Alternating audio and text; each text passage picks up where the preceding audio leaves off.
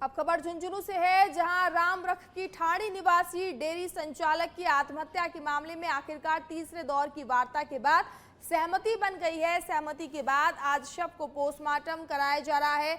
जानकारी के अनुसार रामरख की ठाणी निवासी विनोद कुमार ने बैंक कर्ज और डेयरी व्यवसाय में हुए घाटे के चलते बुधवार रात ट्रेन के आगे कूदकर आत्महत्या कर ली थी। घटना के बाद परिजनों और ग्रामीणों ने बैंक अधिकारियों पर दबाव बनाने के आरोप लगाते हुए विरोध प्रदर्शन कर दिया था और शव लेने से इनकार कर दिया था। शनिवार देर रात प्रदर्शनकारियों और बैंक अधिकारियों के बीच तीसरे दौर की वार्ता हुई, जिसमें आखिरकार सहमति बन गई। समझौते के तहत बैंक की ओर से कुल 34 लाख रुपए के बकाया कर्ज में से 17 लाख रुपए माफ करने और 2 लाख रुपए ब्याज माफ करने पर सहमति बनी है।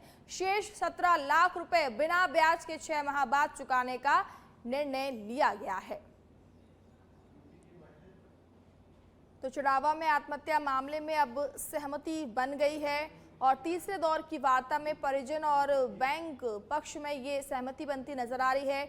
डेयरी संचालक की मौत के बाद लगातार विरोध चल रहा था।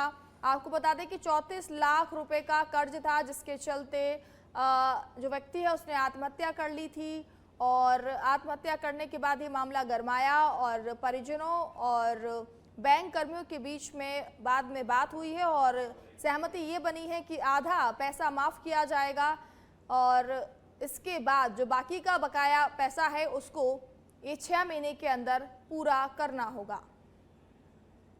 आज जो लोन को लेकर एक व्यक्ति ने सुसाइड कर ली थी, उसके संबंध में अभी प्रोग्रेस ये है कि बैंक के जो प्रतिनिधिगण आए थे और जो धरनार्थी थे, इनके बीच में बैठ के एक सहमति बनी लोन के सेटलमेंट को लेके। तो उन्होंने अपना जो सेटलमेंट किया है उस पर दोनों पक्ष राजी थे।